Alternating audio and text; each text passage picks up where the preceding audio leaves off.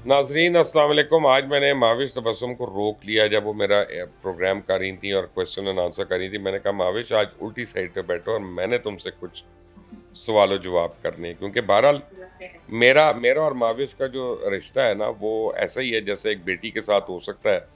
तो मैं तो इसे खुलकर सवाल कर सकता हूँ जैसे को बाप कर सकता है या बड़ा आदमी कर सकता है, और मुझे पता है कि जवाब मिलता है। माविश कैसी हैं आप आज? तो मैं ठीक हूँ, अल्लाह का शुक्र है। आप बताएं। माविश ये मुझे बताएं कि पाकिस्तान में हाउसवाइफ की जिंदगी आसान है कि बाहर? सर ये आपने बड़ा मुश्किल सवाल कर लिया है। हम्म। पता है, इसके ऊपर अगर मैं कोई भी जवाब दूंगी ना तो एक लंबी डिबेट शुरू हो जाएगी। क्योंकि मुझे ऐसा लगता है कि जिंदगी जो है वो मतलब प्रोज एंड कॉन्स होते हैं सर। हम्म। मतलब कुछ पाकिस्तान में चीजें अच्छी हैं, कुछ बाहर अच्छी हैं। मैंने पाकिस्तान में भी जिंदगी गुजारी है। हाउस वाइफ नहीं थी, खैर मैं पाकिस्तान में तो वर्किंग थी। और यहाँ पर मैं हाउस वाइफ बन के रही हूँ, लेकिन खैर अब तो मैंने जॉब स्टार्ट कर दी है। मैं पहले सिर्फ आपका प्रोग्राम ही कर रही थी, तो जाहिर मैं हाउस वाइफ ही थी। माविश बाय द वे वो आपका भी प्रोग्राम है।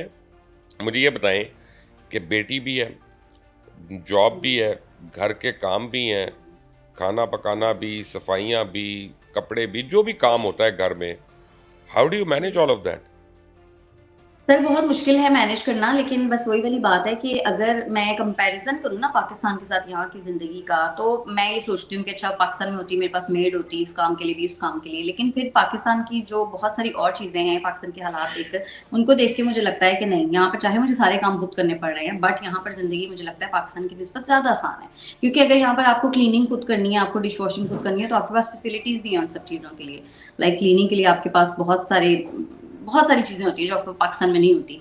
और अगर आपने यहाँ पर डिश वॉशिंग करनी है तो उसके लिए आपके पास डिश वॉशर होता है। तो इस तरह की चीजों से मुझे ऐसा लगता है कि बहुत फर्क पड़ जाता है। और उनको देखकर मुझे लगता है कि हाँ, लाइफ जो है वो भाई हाउस हमारे वाइफ की सामने लाइफ। चूल्हा भी होता है, चाय भी होती है, पत्ती भी है, दूध भी है, लेकिन मौत पड़ जाती है अगर खुद से चाय बनानी पड़ जाए तो ये डिश वॉशर हो सही, जाए। That's true, that's. शुरू में बहुत मुश्किल लगता था क्योंकि हम पाकिस्तान में जब रहते हैं तो हम यूज टू होते हैं। जाहिर है मासियां होती हैं हमारे पास काम के लिए। लेकिन शुरू में यहाँ पे आपको मुश्किल लगता है आके एकदम से एडजस्ट होना, लेकिन फिर आहिस्ता आहिस्ता आप यूज टू हो जाते हो सारे काम करने की। बट ये है कि मेरी लाइफ यहाँ पर ऐसी है कि जब मैं सुबह सोकर उठती हूँ, उसके बाद जब तक मैं दोबारा सोने के लिए लेट नहीं जाती, तो I am working, like I am working working working on बस अ मुझे। सीरियस नोट माविश, जो हमें बड़ी कंप्लेंट्स आई हैं, कास्ट और इंग्लैंड वगैरह से बड़ी आई हैं, कि लोग यहाँ से लड़कियों को ले जाते हैं शादियाँ करके और फिर उनके ऊपर बड़े जुल्म होते हैं। एक्चुअली उनको नौकरानियाँ बना के रख लेते हैं घर में काम के लिए, सारा दिन बाकायदा जानवरों की तरह उनसे काम कराते हैं और उनको इल ट्रीट करते हैं, मिस ट्रीट करते हैं। उनके एज ए ह्यूमन बीइंग भी राइट्स उनको पूरे नहीं मिलते, कुजा एज अ वाइफ। ये प्रॉब्लम सही है, जेन्युइन है कि ये को आप समझे कि ज़्यादा इस है? तरह के प्रॉब्लम्स मैंने सुने हुए हैं क्योंकि फेसबुक वगैरह पे ग्रुप्स आपने ज्वाइन किए होते हैं, फिर लोग अपनी लड़कियां अपनी स्टोरीज लिखती हैं। लेकिन मैं ये कहूंगी कि उन लड़कियों की इसमें अपनी गलती है। आप इस कंट्री में आ गए हो, इस तरह की कंट्रीज में, तब भी आपको अपने राइट्स नहीं पता। एक फोन कॉल, एक कंप्लेन आप करेंगे और आपको लग पता जाएगा ये जो जुल्म कर रहे हैं ना आपके ऊपर। बिकॉज यहाँ इन कंट्रीज में विमेन के पास इतने प्रॉब्लम प्रॉब्लम ये है वहाँ पे वेमेन को पुलिस राइट दे रही है, हमारे घर वाले तो नहीं देते। वो कहते तूने किया क्यों? सर, घर वाले बस राइट उनको देंगे। मेरा तो एक पहले दफा कंप्लेन करे, घर वाले राइट देंगे। यहाँ पे लिटरली मेरे पास अपने घर वाले, मैं कह रहा हूँ यहाँ हमारे मैके वाले भी तो जालिम होते हैं, कहते हैं मर के निकलना वहां से, ऐसे क्यों अपना कर रही गलत है? करते हैं ना। लेकिन सर, लड़कियों को अपने लिए खुद स्टैंड लेना चाहिए ना। जब तक आप खुद अपने साथ ऑनेस्ट नहीं होंगे ना, अपने लिए आप स्टैंड नहीं लोगे, कोई आपके साथ अच्छा नहीं करेगा।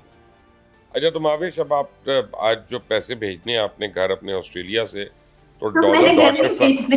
पाकिस्तान में डॉलर तो नीचे हो गया, तो अब तो आपको डिप्रेशन हो रही है इस वक्त, सुना है मैंने। सर, मैंने किसी और पर्पस के लिए वो पैसे थे जो कि मुझे पाकिस्तान ट्रांसफर करने थे, जिंदगी में पहली दफा खुद करने थे ट्रांसफर।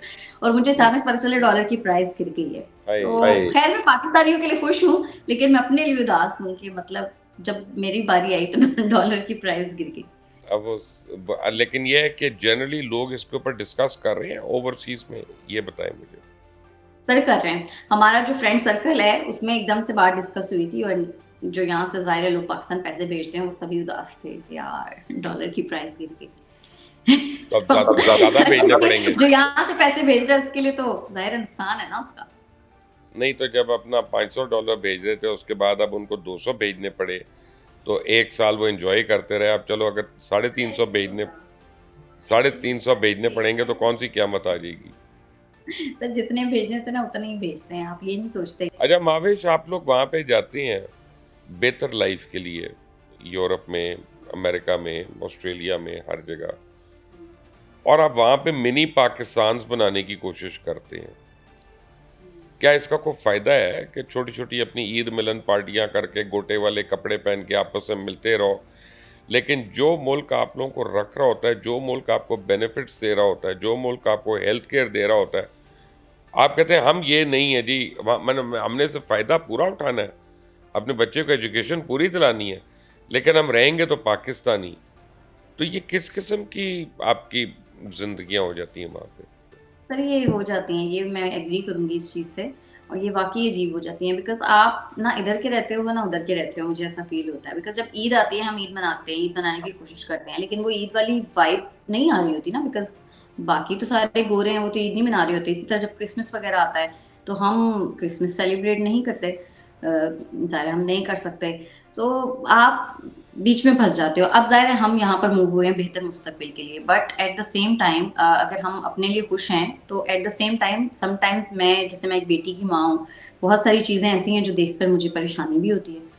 मैं अपनी नेक्स्ट जनरेशन के बारे में जब सोचती हूँ, या मैं ये सोचती हूँ कि ज़ाहिर है कुछ सालों के बाद हमारे बच्चे तो नहीं पाकिस्तान से उस तरह से कनेक्टेड होंगे ना, जैसे मैं तो चलो हर साल जाने की कोशिश करूँगी, मिलने की भी कोशिश करूँगी, लेकिन मेरे बच्चे जो यहाँ पे बड़े होंगे, वो उनका तो दिल नहीं करेगा ना कल को कि वो पाकिस्तान जाएँ, लोगों से मिले, तो आप तो बिल्कुल कट गए ना अपनी कंट्री से। तो ये वाली चीज़ें हैं जो आपको समटाइम्स बहुत ज़्यादा उदास कर देती हैं। और दूसरा एक चीज़ मुझे जो यहाँ पे फ़ील होती है, यहाँ पर तन्हाई बहुत ज़्यादा है, क्योंकि आपके इर्द-गिर्द आपके ब्लड रिलेशंस नहीं हैं।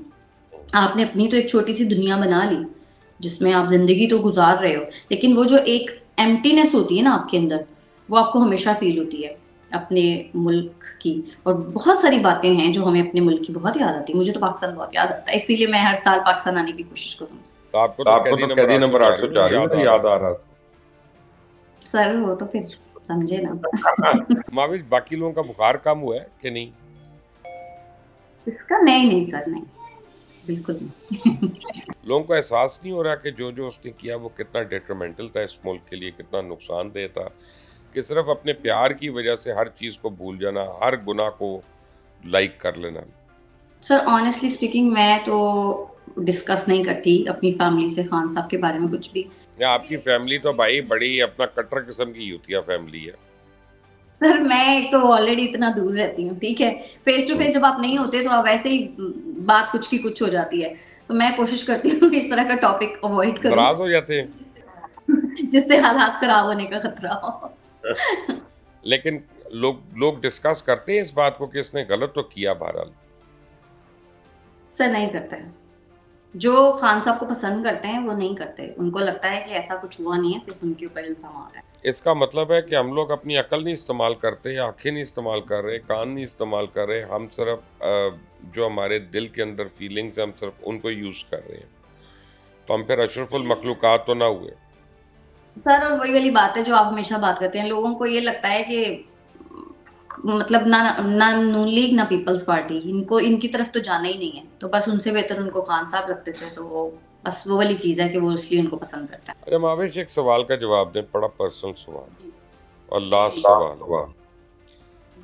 हमारे माशरे में जब एक लड़की की शादी होती है, वो ना सिर्फ दूसरे घर जाती है, ससुराल जाती है, बल्कि उसका नाम भी बदल जाता है, उसकी शनाख्त बदल जाती है। सारी ज़िंदगी जिन नामों के साथ, जिन असूलों के साथ वो खड़ी होती है, उसने ज़िंदगी गुजारी होती है, वो सब की सब यकसर चेंज हो जाती है। What goes through the mind at that time of a girl? Sir मुझे लगता है कि ये सब म्यूचुअल अंडरस्टैंडिंग से होता है, मोस्टली केसेस में। ऑब्वियसली मोस्टली केसेस में नहीं भी होता होगा, लेकिन जब आप हमारा ब्रॉटअप ही इस तरह से शायद होता है कि हमें पता होता है कि हम लोगों की शादियाँ होंगी और फिर हम ज़ाहिर है दूसरे घर जाएंगे, चीज़ें चेंज होंगी। लेकिन मुझे ऐसा लगता है कि जो स्ट्रॉन्ग एक वुमन होगी उसको पता होगा। वो आप जो कह रहे हैं ना कि बिल्कुल उसकी अपनी खुद मुख्तारी, अपनी हर चीज़ ख़त्म हो जाती है, ऐसा नहीं है। जो आप हो वो आप रहते हो, ये आपकी अपनी चॉइस होती है। लाइक अगर मैं ऑस्ट्रेलिया मूव हुई अपना करियर छोड़ के, सब चीज़ें छोड़ के, तो ये मेरी अपनी चॉइस थी। ऐसा नहीं है कि मुझे ये फ़ोर्स किया गया था या मुझे लाइक शादी के बाद मुझे कहा गया। ऑब्वियसली मेरी चॉइस थी ना कि मैंने ऐसे लड़के से शादी की जो ऑलरेडी ऑस्ट्रेलिया में था। तो ये चीज़ें तो मुझे ऐसा लगता है कि अगर अगर औरत को अपने राइट्स पता है और अपने बारे में वो कॉन्फिडेंट है, तो ये तो चीज़ उसकी अपनी मर्ज़ी होनी चाहिए ना। मेरे फादर ने मुझे हमेशा ये चीज़ सिखाई थी कि अगर if you are an anchor, obviously मैंने अपना करियर बनाया था, तो उन्होंने मुझे हमेशा ये चीज़ सिखाई थी कि तुम शादी उस लड़के से करना कि जब तुम्हारा अपना दिल माने कि तुम करियर अपना छोड़ना चाहती हो, तो तुम तभी छोड़ो। शादी तुम्हारी कभी भी इस शर्त पे नहीं होनी चाहिए कि तुम अपना करियर छोड़ोगी तो तुम्हारी इससे शादी होगी। तो मैंने वही किया, और अगर देखा जाए तो मैं तो अभी तक अपने करियर को परस्यू कर रही हूँ, चाहे work from home type program आपके साथ ही कर रही हूँ, बट मैं कर रही हूँ। आपको मैं चलते चलते एक बात बताऊं, आपने पता नहीं नोट किया कि नहीं किया कि अक्सर हम पाकिस्तानी बाप जो होते हैं ना, अपनी बेटी को बेटा कह के बुलाते हैं कि बेटा इधर आना, बेटा ये करना। कभी आपने नोट किया?